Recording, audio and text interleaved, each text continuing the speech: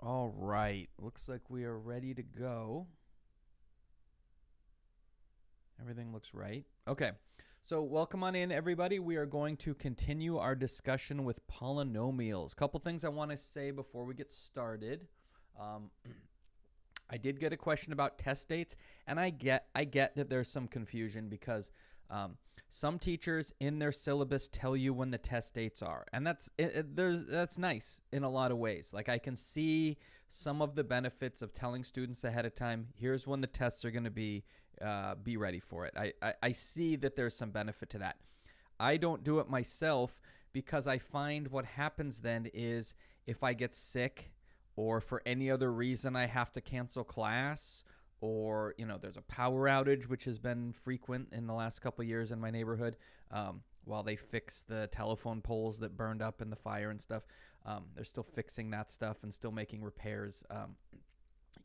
So what's happened is a lot of times I have to cancel a class, and then that whole semester schedule that I had planned doesn't work anymore because now all of a sudden everything's off by a little bit. And what I find in general is that if I don't give an exam at the end of a chapter, it really messes students up. Like their scores on that last chapter will like go down. Um, and then as especially what happens is as we put the second half of that chapter in the next test, the scores are really low on that part of the test. It seems to mess students up in their organization or something for their studying that way. So I find it's better to be a little bit flexible with the dates and then just sort of give you a heads up of when it's coming so that you can kind of prepare for it. So I know that's confusing. Different teachers do it differently. But I find it actually seems to help student test scores if I leave the date a little bit flexible, because sometimes I don't know how long stuff's going to take, right? Like I had planned to spend more time talking about absolute value equations and inequalities, which is another thing I wanted to mention and just remind you of. But most students have done it. Most students have 100% on the absolute value equations and absolute value inequalities. So for those of you who do, great, right? There are some students whose scores are a little lower on that, or it's hard to tell because some students have sort of stopped participating in class. If you're one of the students where your score is still low in that area, please come see me, and I am happy to help you with that. But it kind of seems like probably not need to spend a lot of time on it in class because most students have done it and it's already completed with 100%. So why spend more time on it when I could be talking about things that you haven't worked on yet that can help you? So if you're a student who still needs help in this area, please see the tutoring center and please see me in my office hours, and I can help you with whatever questions you have there. But I had planned to spend a day or two talking about those. Well, it looks like the class, and I think it's because of how I had the due dates originally set. But students were able to work through it on their own. So you see how that kind of changes the schedule. And I like to, going forward, always be able to be flexible with the schedule in a way that's going to work best for students, right? And if I just stick to some rigid schedule that I made before the semester even started, I find that actually that's not the most helpful to students. It's helpful if I can sort of adjust to what seems to be working for the students, spend more time in areas where this particular class needs it, less time in other areas. Because, each class has a personality. Even in semesters where I'll teach the same exact class, sometimes it's even happened I teach the same exact class twice in a row. So I'll teach it at like 8 a.m., I teach it at 10 a.m., and then what happens is those two classes end up at different spots in the schedule because one class needed a little more time on this topic and the other class needed a little less time on this topic and so on, and then they end up in different places. So I'm just able to sort of give that flexibility back. So we take tests. Basically, I plan the tests for when I think it's strategically best for students to do well. So when is that, right? You might go, well, I need some kind of a expectation. Right. So remember, we will be having the exam at the end of chapter 5. We are currently early in chapter 5 right now. We've talked about exponents, scientific notation, introduced polynomials. So we'll be working through chapter 5. At that point, we will have, remember, a practice test, a test, and for those who needed, a makeup test if you need to. If your score was really bad on the test and you go, man, that's not good, you get a chance at a retake on this test. I expect that to happen sometime in the middle of October. So I know I don't have an exact date for you yet. You'll have at least a week's notice of the exact date. But remember, as we move through here, we're getting closer and closer to that exam date. I would expect it to take 2 weeks, maybe slightly more for us to get there. So October or maybe slightly past the middle of October. Middle of October or slightly past the middle of October for that first exam. Okay, so if you're kind of wondering when, that's when. So you want to have the material understood by then. Sometimes students are behind on the homework. They come take the test, and then they go back and work some more on the homework. Don't do that. What you want to do is get all the homework done first and then take the test. The homework is really where you learn the material. Like, you learn it a little bit from watching me, but your brain doesn't really learn it until you've done a selection of problems on the homework and struggled with it a little bit. That sounds like, wait, you want us to struggle? There's these different terms that are kind of buzzwords in education right now. One is desirable difficulty. One is, what's the other one they call it, which I actually don't like, is it's called something like successful struggle or something like that. I actually like the term desirable difficulty, because what happens is they've shown if something's too easy for you to do, your brain doesn't think it's important, right? Something that's so easy, like go out to your front yard and you check the mailbox. You don't even think about it. The minute you get back, that's gone from your brain, right? You don't even you haven't even thought about it. Why? Because your brain didn't have to there was no challenge. There was nothing difficult. Your brain performed a task and you move on. It's like walking. You don't actually think about, think back to the room you walked in. Do you remember placing your feet down in the hallway? No, your brain just kind of did it, and it was so easy. Your brain we don't need to think about any of this, and it dumped all that information. If something is too easy, your brain doesn't really doesn't really form those synapses and stuff. So, but if something's too hard, then you get the other problems. You get too much stress, right? When we're working on something and we're just not progressing, it's very stressful. We get anxiety. We start to, you start to get upset. And you're like, what's going on here? And you beat yourself up a little bit, mentally. That's not good either. That actually induces stress, which keeps you from learning. So there's this kind of middle zone where you want things to be a little bit difficult without being extremely difficult, right? So that's that term, desirable difficulty. And in that middle place, that's where learning happens. It should be a little bit challenging without being crazy challenging, okay? So that's kind of that zone we want to live in, where we're making things a little bit difficult. So when I say that you struggle with it, I don't mean that you're just sitting there for hours on one problem. I mean, it's, when you go through and do the homework and you go, oh wait, I didn't do a problem just like this before, but you work at it and you find something similar in the book or whatever, and you go, oh, I got it. That's your brain is going to remember how to do that, right? You're going to, your brain just learned. It will remember that later on. Sometimes I'll see this with students, they'll do something weird with a negative in a problem, and they keep getting the problem wrong, and they finally realize what they did, and they go, oh man, I worked through this 5 times. I finally realized what I did. I was putting this negative in the wrong spot. They will not make that mistake again, because they struggled with it for a little bit, and then they were successful. They successfully came out the other end, and their brain's going to remember that in the future. So, it's research that's coming out in education, but also probably students should be aware of that. Things are supposed to be a little hard, but not overly hard, right? Is that zone we want to live in. So that's what homework is, right? Homework generally is a little bit challenging, and hopefully not really, really challenging. If so, then go get help, right? I had a student that said I was trying to work on this problem for the whole weekend. Don't spend the whole weekend on one problem. Work on it.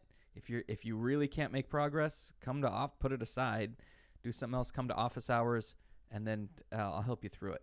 Great. So you have a couple weeks before that test, but now's the time to get caught up. If you have homework assignments that are not completed, go back, complete those. Get those things caught up, because we're going to move through these assignments pretty quickly. That is, you're going to have a bunch of assignments due in the next couple weeks.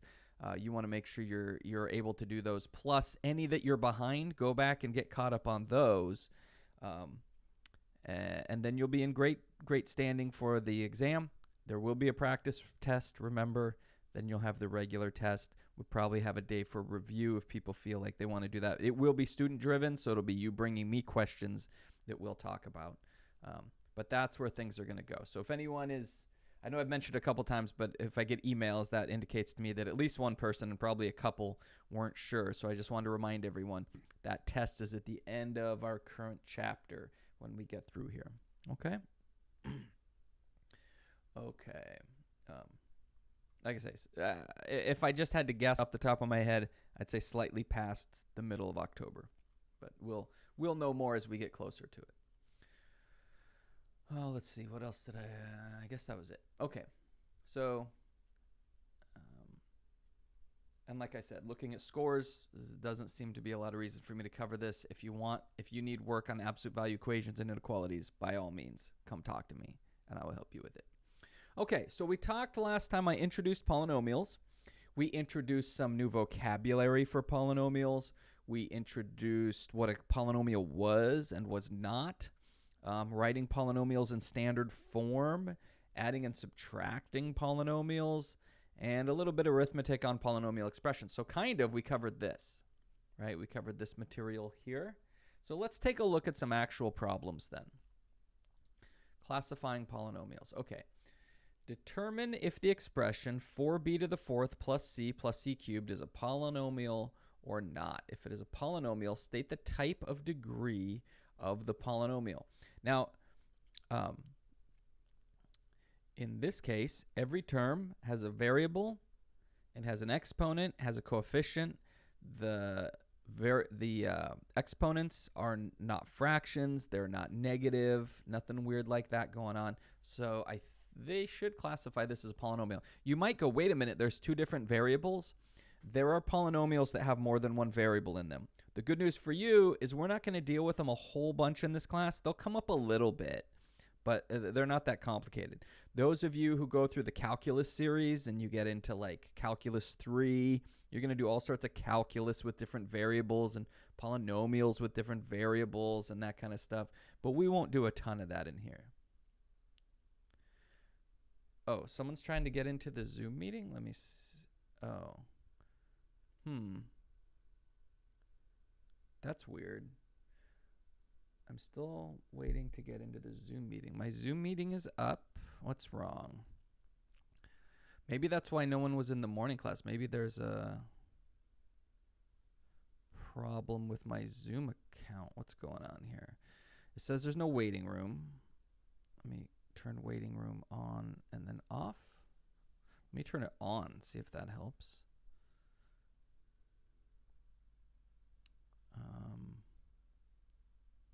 My settings did something weird where usually I have to turn off the waiting room, but I didn't this morning, so I wonder why that's occurring. It says, please wait for a host to start the meeting. That's weird. I'm sitting here in the meeting right in front of me, but I do notice that there's no one in here. So I was actually kind of wondering today why are people not in the Zoom meeting?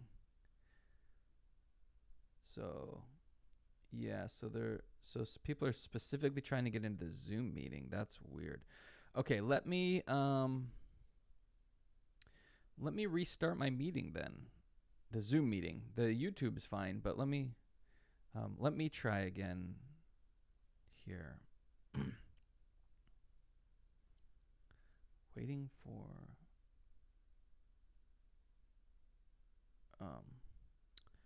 right.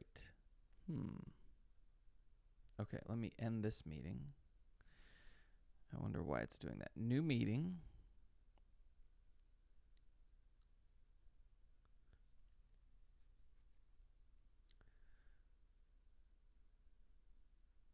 Says I'm good.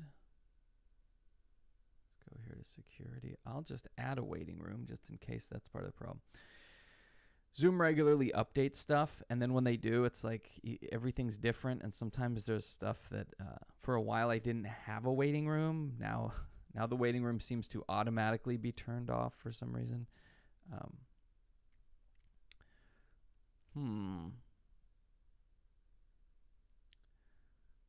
Sometimes they update, and then there's like a new setting that is new, and you're not sure it's there.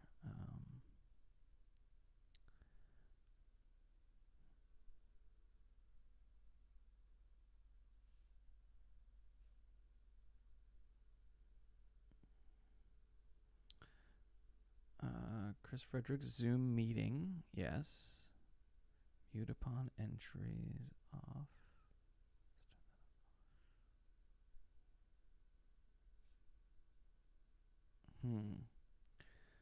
And Pizza Man, it's still not letting you in to Zoom. I started a new Zoom meeting.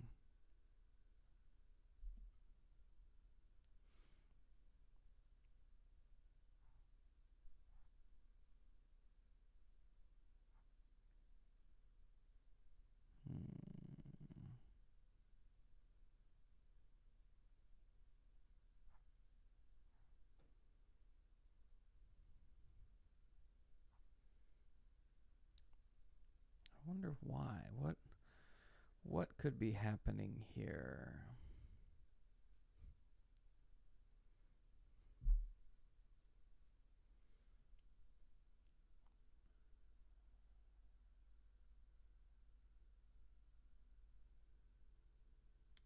That's so weird because I have the meeting open. Let me see if I can do it from here.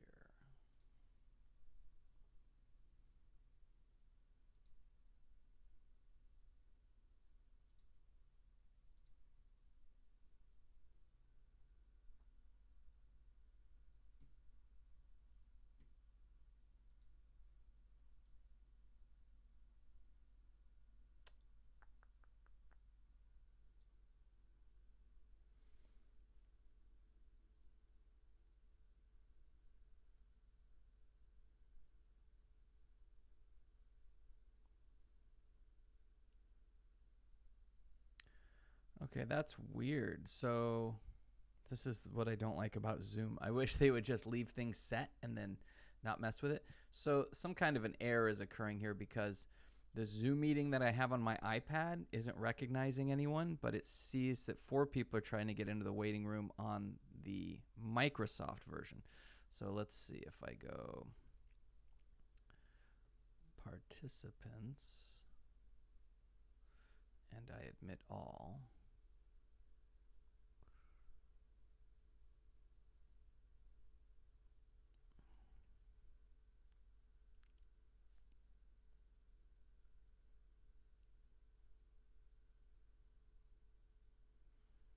That's a problem. Okay, so we got people in there, but there's an issue with this in that, but there's a problem. The problem is the way Windows works is that you cannot send video to 2 different sources at the same time. Doesn't allow you to do that. Like on Macs, they don't allow you to send audio to 2 different places at the same time. On Windows, it's video. You have to you basically have to decide where you want your video going, which means that you won't be able to see anything in this stream. In fact, I can't even tell if the audio is right. Can you hear me in the Zoom meeting if you're in there? Yes, people can hear me. Okay, so you'll be able to hear me, but you're not going to be able to see me, which is probably fine. No one wants to sit there and look at me for an hour. So I guess we'll do it this way, and then I will try to figure out what on earth is going wrong. What did they change that now my meetings aren't coming right upright on the iPad? That is very strange and disappointing.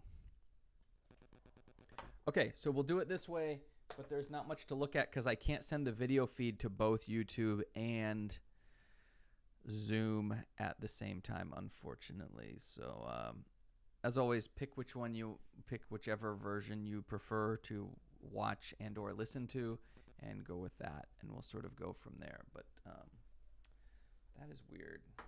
So thanks for bringing that up. No one brought it up in the morning class. I just noticed that's weird. No one, like everyone is choosing the YouTube stream now. No one's showing up to Zoom. That seemed weird. But then now it's brought to my attention. So let me make a note of this. Zoom meeting on iPad.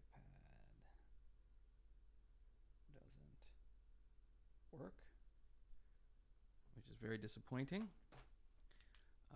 Means those Zoom meetings aren't going to go as well.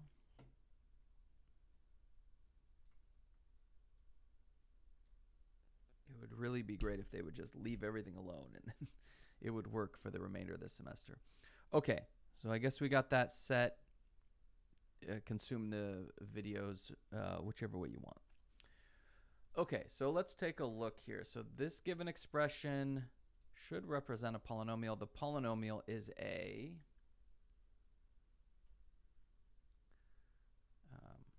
in fact, let me move this to another. This is kind of distracting having this here. Let's move it over here behind that.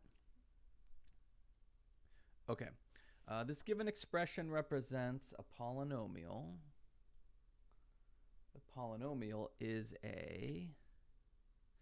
Okay, so here's some terms we didn't learn last time. Monomial, binomial, trinomial. So mono generally means same or one. Bi meaning two. There's a few different versions for three, but tri meaning three. Triangle has three angles, right? So generally what happens if we have a polynomial that just has one term in it, remember the terms are the pieces that are separated by a plus or minus. Each one of those is a term. So we can see this polynomial has three terms. So you probably can figure it out. A monomial is a polynomial that has one term. For instance, 4x squared. That's a monomial. A binomial has two terms. 3x squared minus 7. That's a binomial. There's two terms. And here we see we have one with three terms. So I would say this is a trinomial. Above trinomial, we don't really give them special names anymore. You would just say, oh, this polynomial has 12 terms or whatever. You're not going to see those very often. The ones that you're going to deal with most of the time are trinomials. You'll a little bit deal with binomials, and then monomials just come up sort of along the way. Occasionally, you'll deal with polynomials that have four terms, but we don't really do much with anything beyond that, right? And what is the degree? So remember, the degree of a term is the exponent associated to that term. Remember, this one in the middle would be degree 1 because it's really c to the 1, right? Okay, so the degree of the polynomial is the degree of the highest term that occurs in the polynomial. So this would be 4, 1, 3. So degree 4 because of this exponent right here. So I would say it's degree 4. Submit my answer. And there we go, right? So they give you kind of a breakdown. So there's a little bit of new vocabulary you're going to have to pick up, but it's pretty easy to remember that a binomial has two terms. Bi, 2, right? Tri, 3. So you just sort of associate those prefixes that you've learned and hopefully picked up along the way. Determine if this expression is a polynomial or not. It is. It has two different variables. That's okay, right? We're not going to worry about that. Is a polynomial. If it is a polynomial state, so we will say yes, it is. That does represent a polynomial. The polynomial is a monomial because it has one term in it. Okay. And the degree is, in this case, we add these exponents because this is one term. So we want to include all of those exponents. So that would be degree 8. Okay. So, you know, there's different combinations here, but you'll pick them up pretty quick here, right? In this case, what do we have? This is a polynomial. It is a binomial because it has two terms in it. And the highest degree term that occurs in there is 2 on this m squared piece. Submit our answer and hit yes. Kind of seeing if it'll give us one that's not a polynomial. Okay, this one might confuse you. This last term you go, oh, he said something about fractions. Remember what I said is the variable cannot occur in the denominator of a fraction.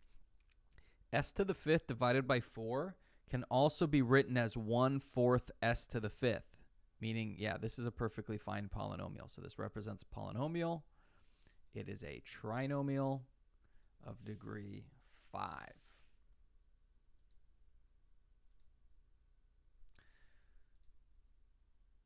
Here we go. All right. Determine if this expression is a polynomial or not. It kind of looks like it, right? When you first see it, you go, yeah, that kind of looks like what we've been doing. It's not a polynomial. Do you know why? Just ask yourself for a second. Do you recognize why? Our exponents cannot be negative. They cannot be negative. They cannot be fractions. C to the negative 1 is not acceptable as part of a polynomial. It's probably a very interesting fraction or function, but it's not a polynomial. So we are going to say this does not represent a polynomial. There we go. It's not, and they even pointed out, right? Exponents have to be 0, 1, 2, 3, 4, 5, and so on. Okay? So that's pretty straight. Once you get the terminology, you go, okay, that's not bad. All right, polynomial vocabulary. Answer the following questions about the polynomial. The expression represents a... What are our choices here? Oh, okay, good. Here's some new language you're going to learn. So remember I talked about how lines were polynomials, but we oftentimes don't treat them that way. So that's an option right here. In fact, that's the answer here. 8x minus 1, that's what? Slope 8, intercept negative 1. So that's a linear polynomial. What do these other ones mean? These are just fancy terms. I almost kind of hate that I kind of don't like that they push these on students so soon, but it seems a bit much. Quadratic is a fancy way of saying degree 2. So if it was a degree 2 polynomial, we call that a quadratic. Cubic, think about like cubic. What does a cube usually represent? That's 3-dimensional. So a 3rd degree polynomial is cubic. Okay, so cubic just means degree 3. Quartic is degree 4, and quintic is degree 5. Although you actually almost never hear anyone use quintic. I literally cannot remember the last time I heard someone say the term quintic polynomial. It's possible I've never heard anyone ever use that, but they're putting it here in the option. So just remember, quin is like 5, quar like quarter, 4. So that should be 4. So this expression, so just remember those, and you can look them up if you want to Google them. All right, this expression represents a linear polynomial with how many terms? 2, right? There's 2 things separated by a plus or minus. The constant term, remember, constant means there's no variable. If I change the value for x, this first term changes value. So if x is 0, this first term is 0. If x is 4, this first term is 32. But no matter what I pick for x, this negative 1 is always negative 1, right? So the constant is negative 1. And remember the sign. Sometimes people in this situation, they'll go, oh, it's 1. Nah, it's negative 1. You got to remember that. The leading term is the one that's out in front. The leading term should really be the highest degree term, and you should be writing your polynomials in standard form, which means your leading term should be your highest degree term. So you'll hear me say one and then the other, and you go, well, which is it? They should be the same because you should be writing them in standard form. So the leading term is our 8x, and the leading coefficient, that's the coefficient on your leading term, is 8. Right? And there we go. Let's try another one of those because there's different options. This expression represents well, looking around, so notice this is not written in standard form, right? This is not written in standard form. So I'm actually, it's kind of weird how they ask about leading term when it's written this way, but let's see, let me double check how it's written. So the expression represents a quartic polynomial, right? It's a 4th degree polynomial because we have a 4th degree term here. Polynomial with 3 terms. The constant term is 2. The leading term is, now I'm curious to see how they're going to answer this because it's almost a little misleading if we do this way. Technically, the leading term is the thing in front, but that's why we generally write with the 4th degree term in front. So let's see, x cubed. Good. I'm actually glad that that's how that came out because what we want is for this to be 1/8. Good. They're doing it the way that I would rather them do it. That's what I was hoping they would do. And the oops. Oh, wait. Did I mess up because of that? I entered this wrong. They still might be. Oh, they got it right. Okay, good, good, good. They're doing it the way that I think is right then. It was a little misleading. Usually when we talk about leading term, it's the leading because it's in front, but they presented it to us a way where the leading term was not in front. So see how they say, rewrite the thing in standard form. Good. Sometimes you do a problem and you don't do it for a while and you forget, and sometimes these publishers do things in kind of a weird way. So good. What they're saying is rewrite this in standard form.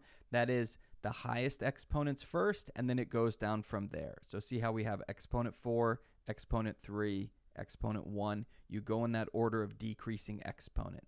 So once you do that, then it's very clear that your lead coefficient is 1/8, and your leading term is 1/8 x to the 4th. And it might seem silly, like, why do we care about what's in front? But down the road, when you get into your college algebra, pre-calc, calculus, all those classes, the leading term of a polynomial tells you a lot about the entire polynomial. It's kind of like this one has the most power of all the terms in the polynomial. So a lot of the behavior in the polynomial is decided by this front term. So you can get a lot of information by just knowing this front term. It's kind of like the bully. It's so powerful that it gets to make a lot of the decisions, and these other ones just make like a little smaller impact, whereas this one kind of decides a lot about the polynomial. So that's good. Let's do another one of those. Answer the following questions in the following polynomial. Again, rewrite this in standard form. The expression does represent a polynomial that is, in this case, a linear, because it's a degree 1 polynomial with 2 terms. The constant term is 1, and the leading term is actually this one. This is the highest degree term. The highest, the leading term. So that's going to be negative 1/5 x, and the coefficient is negative 1/5. And we got that. Okay, so see how that works. Let's see what the next one is. Yeah, we don't. I think you get the hang of that, right? No questions being asked that I can see. Oh, it's a little hard to see. Let me check the chat here. Oh, there's some stuff in chat. Let me see. Oh, looks like we're good. Okay. Just weird with this new system with Zoom being on the computer instead of the iPad. Okay, so let's move ahead. We got some polynomial vocabulary down. How do we rewrite polynomials in standard form? I just mentioned to you to do that a moment ago. Now we have to do it.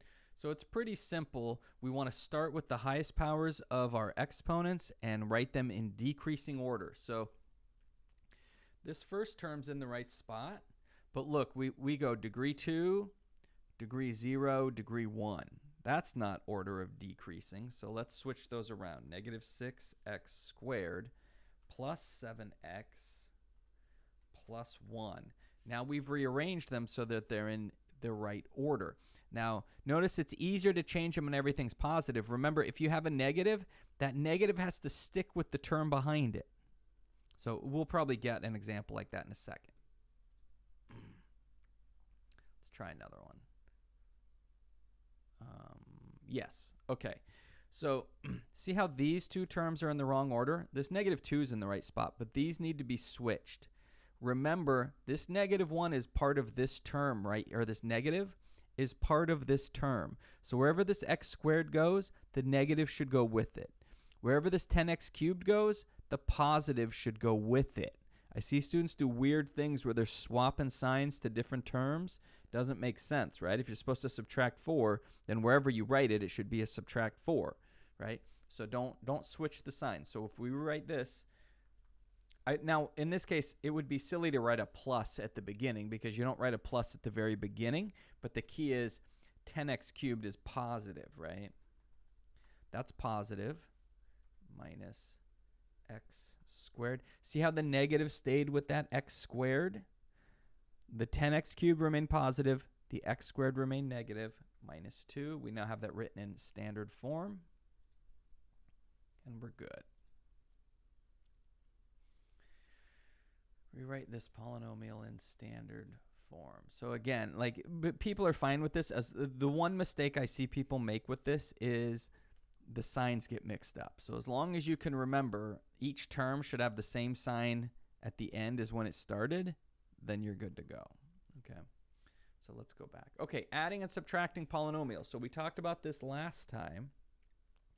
The key to adding and subtracting polynomials is to find like terms and either add or subtract those. So students have a number of different ways of writing these, and I'll kind of show you when they do that. In fact, let's show example. So here's one popular way of writing it that you see in books is to write it as 10x plus 4 plus 4x squared minus 10x minus 4, right? That's just the two polynomials. Notice we put these parentheses here. In this case, they're not really doing much, but it helps us see, oh, here's polynomial number 1, and here's polynomial number 2.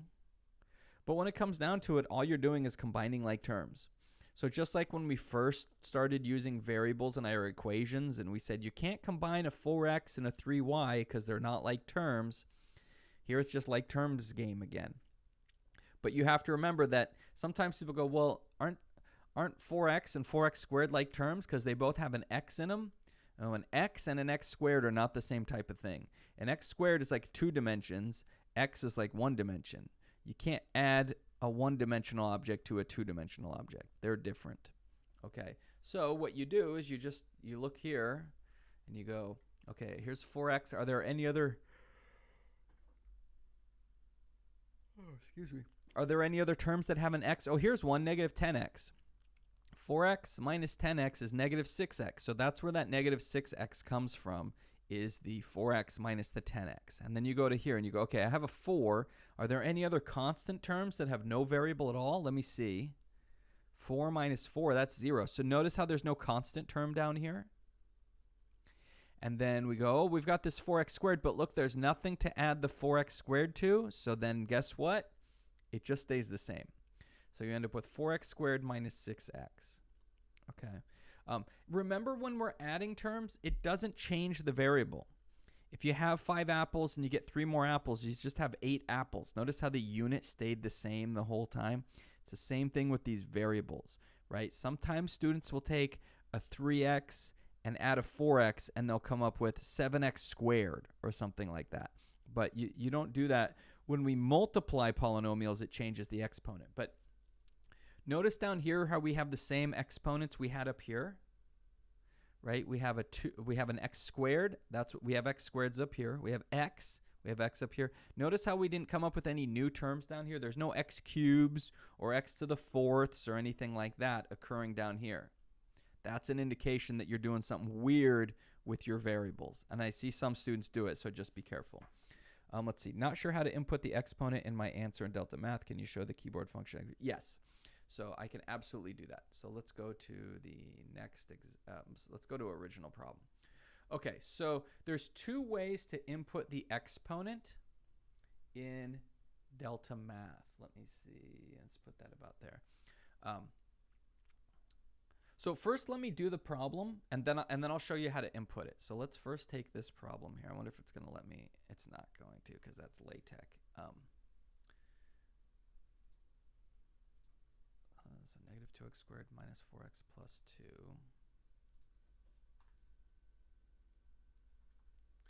Negative 2x squared minus 4x plus 2. I probably just messed that up, but we'll fix it. Plus this. And probably gonna have to move this over. And I think I'm gonna have to get rid of the large type. So it's going to get a little smaller, but I have to fit everything on there. So what was it? Negative 2x minus 4x plus 2. Negative 2x squared minus 4x plus 2. Oh, I got the first one. Okay. And then it's a minus. And then negative 6x plus 2. Okay, there's 2 ways I see this problem done regularly. Yeah, that's big enough to follow. Okay. There's 2 ways I see this problem done. One is people just sort of do the combining in their head, remembering that their operation is negative, which is a thing I see people mess up sometimes on a test. They'll forget it's subtraction, and then they'll add all the terms together. you have to pay attention to that negative, okay? The other thing I see people do is they just forget to write this symbol, and they write the parentheses next to each other, and then all of a sudden they change it to a multiplication problem. That's a problem as well. So, yeah, I think we have time to get through everything. So you can just do the subtraction in your head and then follow along and go. All right, so negative 2x squared minus, oh, there's no x squareds over here. So it's just going to be negative 2x squared. Okay, so then we go to the next term, negative 4x. Negative 4x minus negative 6x. This is the one people mess up the most. Remember, when you subtract a negative, those two negatives cancel, becomes positive. So it's really 4x plus 6x. Do you see that? So negative 4x plus 6x would become plus 2x. And then we have 2 minus 2. Oh, so that's it. Those cancel out. So it looks like we have negative 2x squared plus 2x. Let me double check that I did everything right.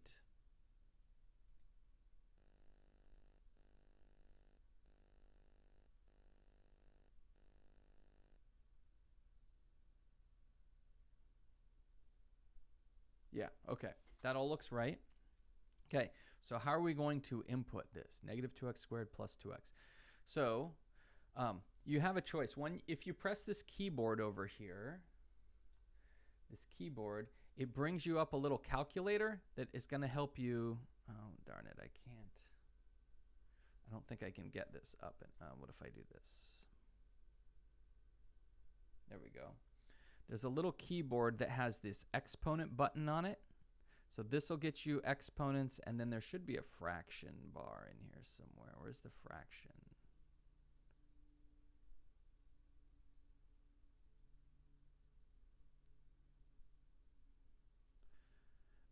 But there's shortcuts too. Most programming, most programs that use math allow, it's kind of standard that use a couple different shortcuts. So one is you know where your question mark is on the keyboard? There's that little dash. That's actually the fraction bar, because a lot of times people would write this 2-4. So it just makes that fraction bar for you. So if you're, don't hit the shift button. You don't want the question mark, right? If I do that, it won't know what to do with it. But if I put that line there, then it makes a fraction for me. So if you're trying to put a fraction, use the button that's got the question mark in it, but don't hit shift. We don't need that. We don't need the fraction bar for this problem. And then how you do exponents is with the caret. The caret is the name of that symbol on the 6 button at the top of the keyboard. So right above, right between the T and the Y, but up one, where your 6 is at that top row, that little kind of looks like the head of an arrow pointing up. That's called the caret. And most of the time in software, that indicates that you want to make an exponent. It's the same way on Desmos. If you do the caret on Desmos, it goes, oh, you're trying to make an exponent, and then it formats it that way. So for us, let's look. We wanted what? Negative 2x squared. So I go negative 2x, and then I hold shift 6, and notice how my cursor popped up into the exponent. That's because I pressed the caret button, and it goes, oh, that's what you're trying to do. So negative 2x squared plus 2x. So to get out of the exponent, if I go plus, it just drops me out of there. And then I can go 2x. Sometimes in some programs you have to, if you're up in that exponent, you have to like hit the right arrow once and it'll drop you down. But there's a little bit of variation in that. But hit submit answer. Yep, and we got it. Okay, so fractions, use the question mark button. You want the slash is actually what you want. For exponents, you want the caret, which is by the 6 right there.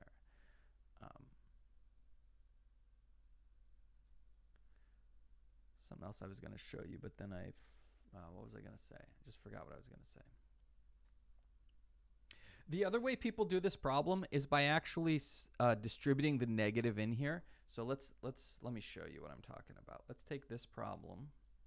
You can do it whichever way you like. They're both, the way we just did it, where we kind of do it in our head, is valid. Also, this way is helpful, especially if you have big polynomials. is you would just rewrite this, but you would rewrite it as, you distribute the negative in, which would give you a plus 6x and then a minus 2, and we'd get rid of all these parentheses. And then it looks like just a bunch of terms being added together, but that's basically what we just did. Oops, I still have this here. So see how when we distributed the negative in, this negative 6x became plus 6x, negative positive 2 became negative 2, and then you just add these together, and you'll get the same exact thing. Okay. Let's see. We have just real quick. Okay, so here all they're doing is saying, okay, if A is this polynomial and B is this polynomial, find the expression that equals 2A minus 2B in standard form. All that means is take this expression here and multiply it by 2, which would give you negative 2 plus 6x squared. Take this expression, because it's 2A minus 2B, so then you multiply this one by 2, which would be 2x squared plus 4x minus 12, and then you subtract them. So it looks confusing where you're like, wait a minute, what is going on here? It's pretty straightforward. So you can see in the example, you've got your C and your B. So 2, you just take 2 times your C. Here, 2 times your B. Combine like terms, and you're done. Okay? So that should lead us up to next time we should be able to move forward. Oops, I just closed Delta Math. But next time we should be able to move forward into the multiplication. And then once we do that, we're going to get into the factoring. And then things will move kind of quick from there. Because the factoring really is, like I talked about earlier, where you actually learn the mathematics in the homework. That's as true, probably more true in the factoring chapter than it is anywhere else, because factoring is one of those things that takes some practice. But once you've done a few of the problems, once you've done maybe 10 of them, 12 of them of a certain kind, you go, okay, I get it, right? Sometimes it's like 3. Like when we do difference of squares, usually by the time students have done 3 difference of squares problems, they're like, I get it. Sometimes with trinomials, like the hard trinomial problems can be hard. They can be kind of difficult, but you kind of get the idea after you've done, 6, 8, 10 of them. You go, okay, I see how this is kind of the same thing every time. It's just the different numbers in there make it come out a little bit differently. So we will start next time with multiplication and factoring, which are actually reverse processes of each other, right? You could factoring is sort of undoing your multiplication, and it's harder. It's harder to do the factoring than it is to do the multiplication, but that's okay. We'll get through it. We'll be fine. So thanks, everybody. I'm going to have to figure out what's up with Zoom. I don't know why it would work on one and not the other, and that's a little problematic. Because even if I turn on, let me see. Let me play with this a second. Even if I say start video, yeah, it won't let me do it because there's no video feed, because the video feed's already being used to go into, yeah, cannot start video. Failed to start video camera. Please select another video. Yeah, because I'm already, the bus is already sending video to OBS, which is the streaming software, which means I can't also send it into Zoom. So that is weird. Okay. Anyways, I am going to turn off the stream. Anyone who wants to hop into Zoom is welcome to hop into Zoom and talk to me. I think I can still make that work, where I can talk to you once I've closed down the OBS. In fact, that's right. You guys already said you can hear me anyways. So, yeah, so anyone who wants to stick around in Zoom, feel free to do so. Otherwise, see you next time.